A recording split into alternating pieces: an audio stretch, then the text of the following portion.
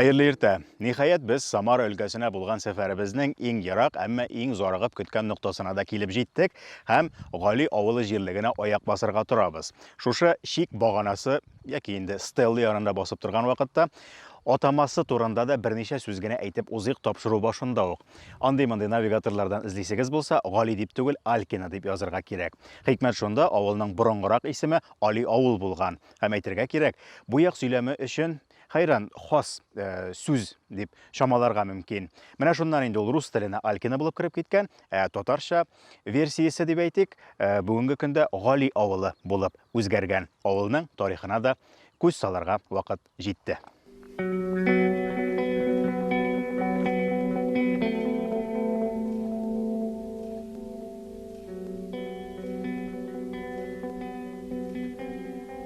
Камиләве авылның кайсы йөрешләрен әйтеп була. Менә сезнең яктан килдек.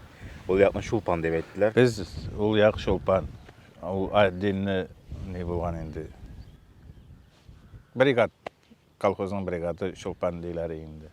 Анасы булайга кирәсең инде, не диләр инде. Башкорт диләр. Менә дә тау астында. Бу бер урам инде. Ул бер урам, башкорт урамы диләр инде. Менә ул мәчетләрсен түбәнеш диләр инде. Ул нине. Шул инде өлеш бу якка, уң якка карасак, уң якта югары диләр инде безнең. Иң олы мәчет шунда югары инде.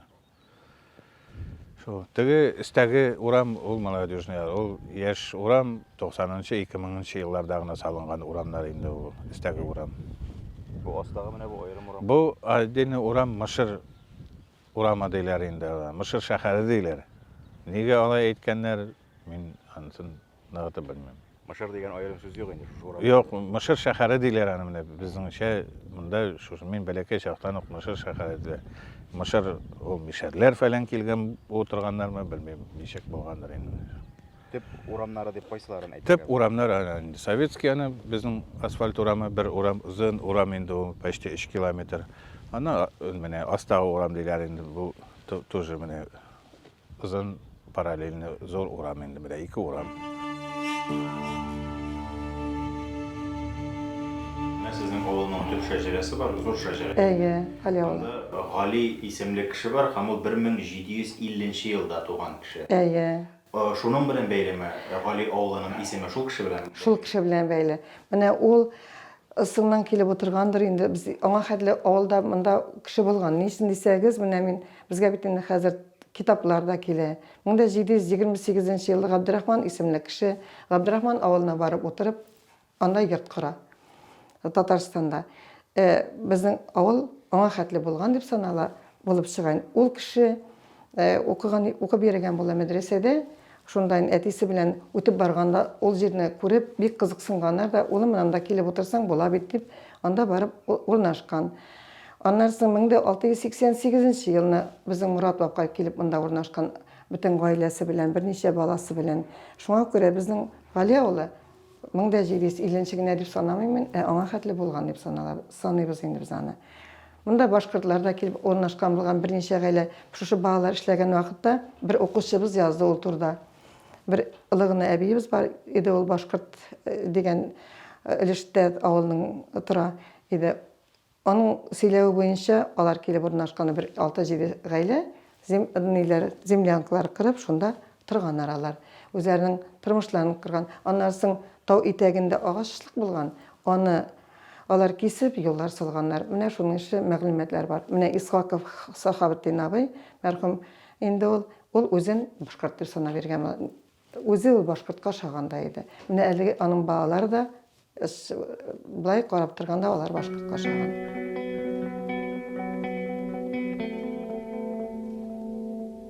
Гали авылының яшенә килсәк, чагыштырмача күптән түгел генә ачыклана, аңа 400 елдан артык икәнлеге. Аңа кадәр Гали авылына 200 ел дип кенә уйлап йөргән күпчелек халык. Ләкин авыл халкы тарихчыларга, архивларга мөрәҗәгать итеп, авылның тамырларын барларга дип сорагач, анда инде документлар буенча карап әйтергә була. Гали авылына ким дигәндә, ассызыклап әйтәм, ким дигәндә 1613 елда нигез салынган дип. Бу документаль сан, документаль дата. Аны эзләп табу Гали авылының шәҗәрәләре буенча һәм ул шәҗәрә ошында торган кешеләрнең башка документларга кергән, инде теркәлгән фактлары буенча эшләнсә бер яктан, икенче яктан инде шушы авылда бу яктагы бу биләмәләрдәге җир бүленү кенәгәләрен дә өйрәнүдән килеп чыккан. Анда да әле 1613 елда монда инде имана җирләре булганлыгы телгә алына, ягъни Гали авылына нигез салучы кешеләр инде аңа кадәр күпкә иртәрәк килеп утырганда булырга мөмкиннәр.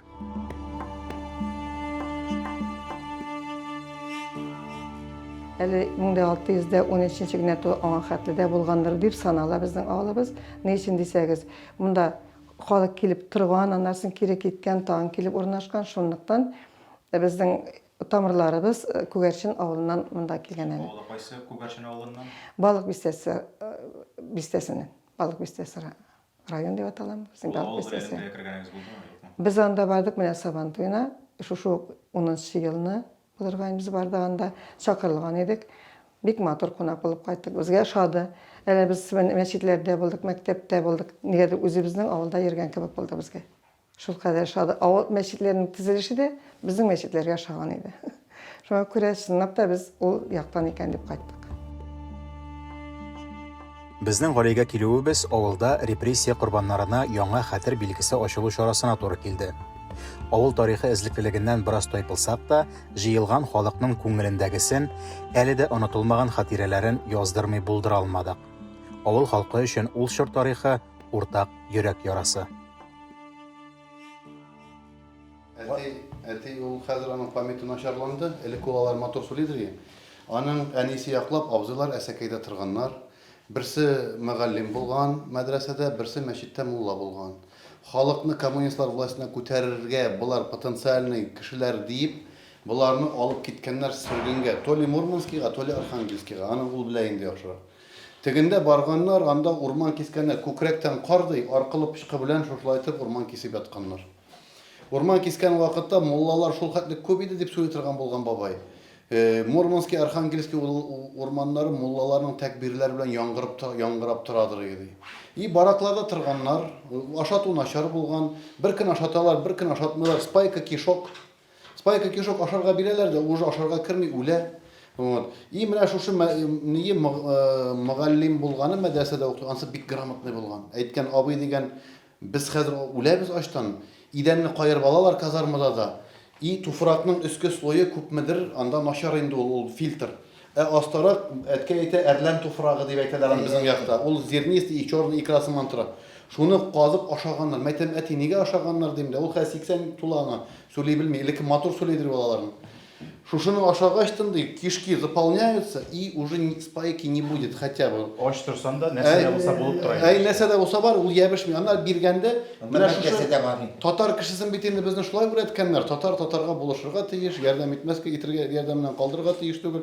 Тегендә нидә шушы нидә инде кайда аларны тотканнар заключениедә. Зона булган микән, нәрсә булган инде шушындый эшләтә торган бер трудовой лагерь булгандыр инде. Татар апа столовыйда эшләй икән. Абзыйлар, сез татарлар, булар анда да чалма белән йөргәннәр. Бар арка кыйрыткыны салып, чалма белән йөргәчтен, абзыйлар, сез татарлар мәллә, безнең кешеләр мәллә. Теге әйткән, әйе, безнең кешеләр, без татарлар. Шушлай булгач, мин әзрәк сияктә ит калдырып, нитеп бәрәңгесен вакыты ягын, шунда ыргыткалармын, шуннан килеп, төннә чыгып, качып казармадан шуларны алып ашаганнар. Ну халык бөтенесе дә ачты, әгәр белсәләр талап ашыйлар дип, берсен кайтарып ибәргәннәр. Икенчесе калган. Ашка үләм инде, Ходаем берәр нәрсә бир инде, Раббым дип әйткәчтен, ди, култык астына бер әйбер килеп керде ди. Шушыны ди кысканда бу битергән, әгәр күрсәтсәләр, монда учак янында утыручылар үтереп алып ашыйлар ризыгына. Тегеләрен иткәчтен таякка кидереп, йөнен генә эткәләгәндә инде теге аш булгачтын, ичкән нәрсә дә булса керсен, шулай шул чыкканны ашаган.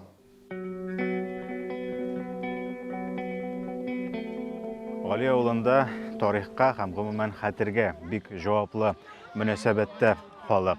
Һәм бүген ачылган сәяси репрессия корбаннарына истәлек буларак куелган һәйкәл, ул әле һәйкәлләрнең чираттагысы дип тә әйтергә була. Биредә төрлеләре бар аларның. Беренчедән, мәсәлән, авылдашларына куйган, ул инде танылган көрәшче, чемпион кешегә куелганы да бар. хәтер билгесе буларак тыл ветераннарына куелган билге аерым бар.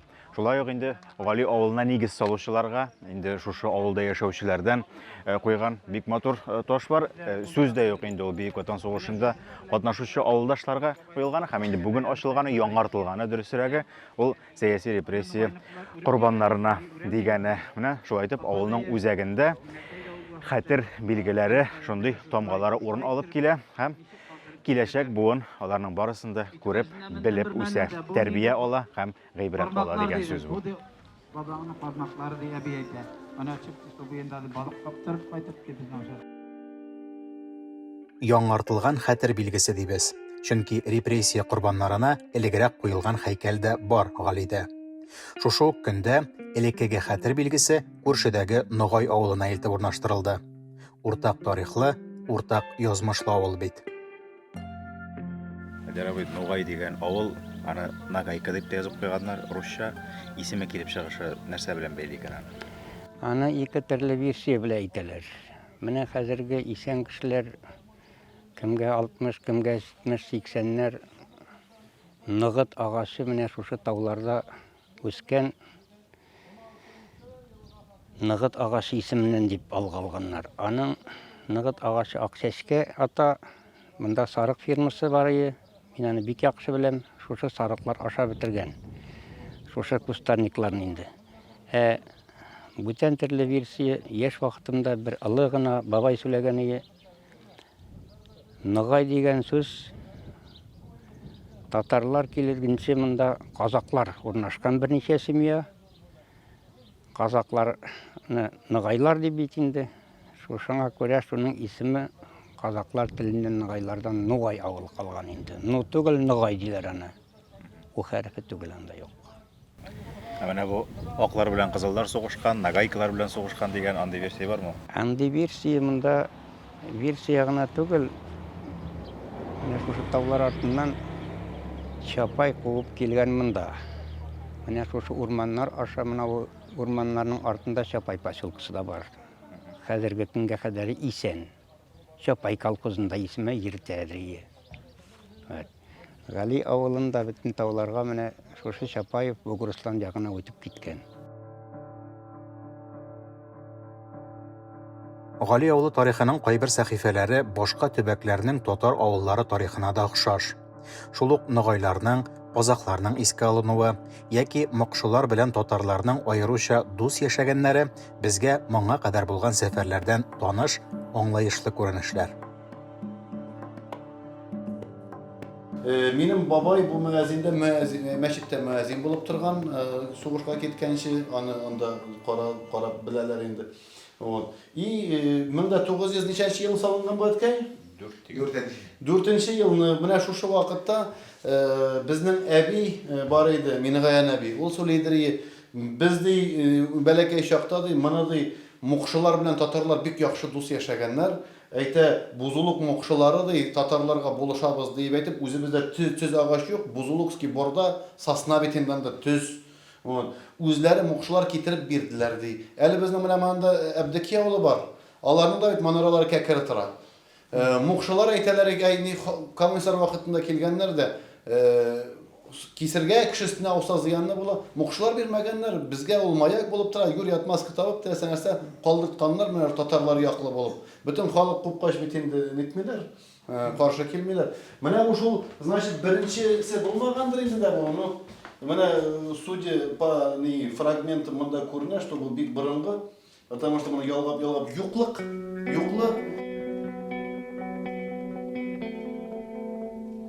В других регионах, рядом с татарскими селами, мы часто замечаем мокшу. То есть они всегда соседствовали и часто даже жили в разных концах одного и того же села. В вашем районе такие случаи есть, такого близкого соседства? С мокшами у нас мокши вообще нет. У нас эрзя. Эрзя? У нас эрзя, да, то есть как бы другой, то есть если вы здесь были, вот мы сейчас были в Алькинском поселении, то есть вот дом стоит Алькинского поселения, следующий дом Рысайкинского поселения, там проживает чуваши. Вот, то есть, вот как бы тоже как бы национальная как бы граница. Более того, то есть, как бы именно на территории двух этих поселений был такой факт, что у нас в Рысайкинском поселении школа была старенькая, деревянная, ну, не соответствовала там по пожарным как бы нормам и все такое. И мы детей с Рысайкина, то есть, как бы обучали в Алькинской школе. Мы тоже переживали за это. Но когда после 4 лет, если мне память не знает, 4, по-моему, или 5 лет, то есть новую школу мы строили в Рысайкино, взаимоотношения учеников, хотя они учились в разных сменах, то есть, но взаимосвязь произошла такая, мы получили не минус, а наоборот плюс в плане как бы развития. По плане развития. Я вам прямо скажу, то есть, как бы, вот пока меня алькинцы не слышат, то есть, как, что как бы, вот, у нас сегодня по сдаче ЕГЭ по русскому языку алькинская школа лучше всех сдает. Я сейчас как бы чуть-чуть в упор, может, говорю там русскоязычным как бы школам, то есть лучше здесь по русскому языку. Это о чем-то говорит? Говорит. То есть, как бы, что сегодня у нас молодежь знание как бы родного языка, да, но и, то есть, как бы понимаем, разносторонний как бы интеллектуальный уровень у молодого человека, он должен быть свойственным, и независимо, городской он или сельский.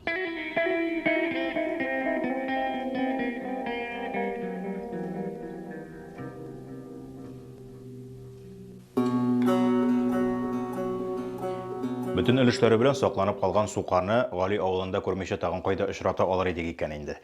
Күренеп тора. Җир эшкәртү белән шөгыльләнгән авыл икәнлеге.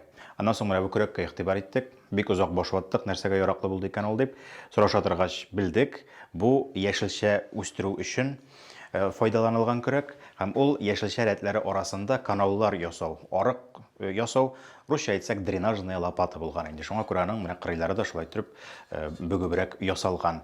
Авырлыгы яхшы ук моның, ул калын металлдан эшләнгән, чөнки аны тимерче эшләгән, төеп эшләнгән көрәк. Хәзергеләреннән аермалы буларак аны менә монда уртадагы штамповкасы юк, ребра жесткости дип аталар иде ул русча. Шуңа күрә нык булсын өчен, бөгелеп китмәсен өчен, озаккарак чыдасын өчен аны инде авыр айтканнар, калын айтканнар да, шайтып кырыйларын түгәрәкләгәннәр, тимерчеләр.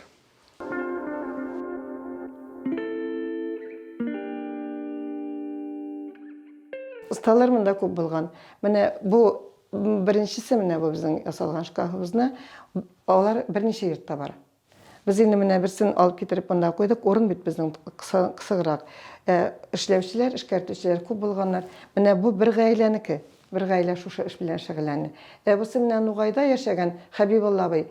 Ул әле ул беренче колхоз председателе дә булып торган. Аннан соң ул дневник менә язма алып барган авыл тарихы турында, аның эше буенча китапта аның эше генә түгел анда менә Халитның бабасы Моратов Хари бабайның кол язмалары буенча да китап язылды. Менә ул кеше бу эш белән дә шөгыльләнә. Бу кайбер берничә йортта булар әле шкафлар саклана, буфетлар бар әле. Безнең менә урыныбыз булса, алар бирәбез дип торалар. Белүегезчә, авыл тарихының иң каршылыклы, әмма шул тарихны тулыландыручы өлеше риваятлар. Мурат бабай шишмәсе белән бәйле риваят Галидә хәтер билгесе ачылган көнне аеруча тетрәндергеч яңгырый.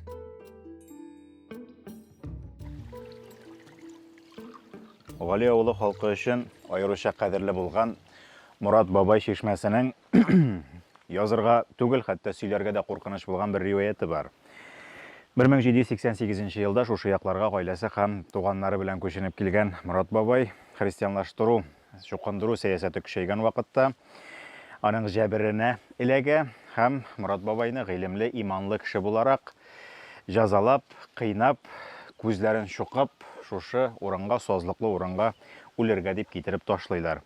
Менә аның күзеннән кан тамган урыннан шишмә бәреп чыккан дигән бер риваят бар. Ләкин риваят булса да, Мурат бабай дигән кеше дөрестән дә булган һәм аның 1788 елда күченеп килгәне шулай ук документларга теркәлгән. Чукындыру сәясәтенә ассызыклап әйтәм, көчләп чукындыру сәясәтенә киләбез икән. Дөрестән дә ул чорларны шамаларга була Казан тарихы буенча 1738 елдан башлап Казан кафедрасына килә Лука Канашевич дигән епископ. Казан һәм Зөянең епископы булып тора ул.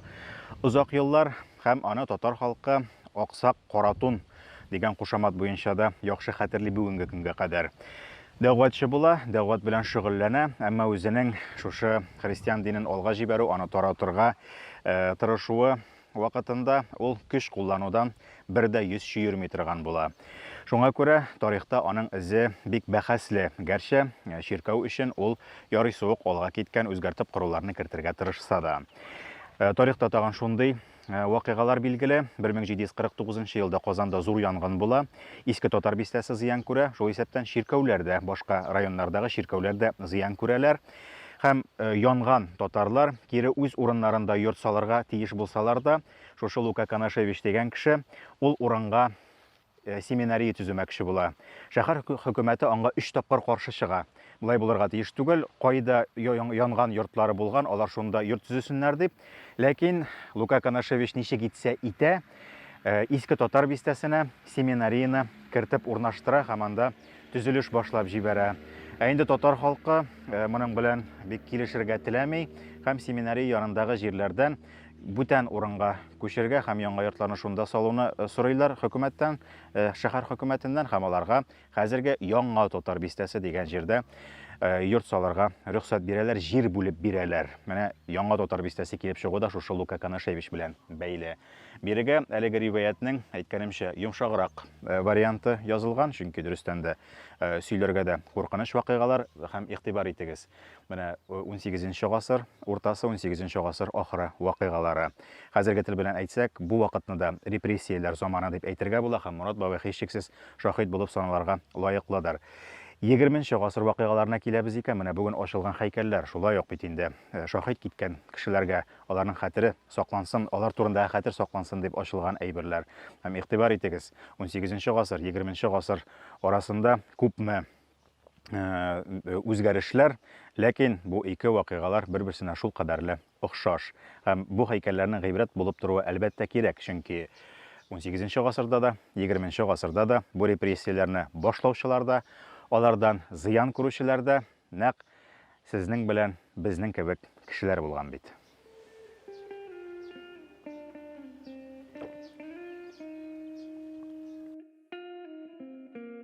Көн кичкә авышканда, янәдән тау башына менеп, әле иртән генә таныш булмаган авылга күз салдык.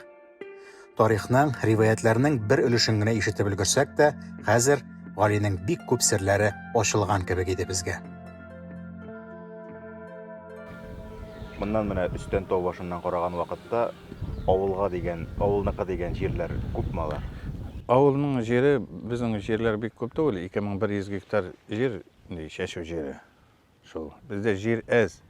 И салырга монанда урын җир бирмиләр 90нчы елларда менә бездә авылда урын юк иде. Нидән җирдән вәдәләт итмиләр пашнидан шәшү җиреннән менә гел авыл эшенә күрәсме, авыл ничек тагыз утырган. Җирләрне кисәләр ел вакытта огородларны 25 сотый бирергә бит. Кем колхозда эшләми, аларны кисәләр 15 сотыйга калдыралар. Аны кисеп куялар инде ул. Кисәләр дә менә кемнеке йетми, сезгә бирәләр. Пример әйткәндә, сезнеке 15 сотыгына колхозда эшләйсез 10 сотый кирәк. Минем огородны кисәләр, сиңа бирәләр. Мин сезнең нигә бакча башына Миңа килеп шәшәсез. Менә шушылай иде. Шушылай. Менә бу бездән аста, менә Яшел Түбәле бу школа инде безнең элгәреге, анда язган, солып китербез. Анда хәзер мәдрәсә. Ул колхоз беткәч, шул колхоза ниде, яңа школ салгач, бераз не булып торды, садик булып торды. Менә Кызыл Түбәле күрәсезме? Монда начальный подготовительный школа су буенда. Менә бит монда күрәсезме, огородта юк аны. Бәбәлеккә җир менә. Бер школ җирендә аны мәдрәсәдә аны йортта кырдылар. Менә юк иде. По блату җирне алып бирәләр колхозда по блату.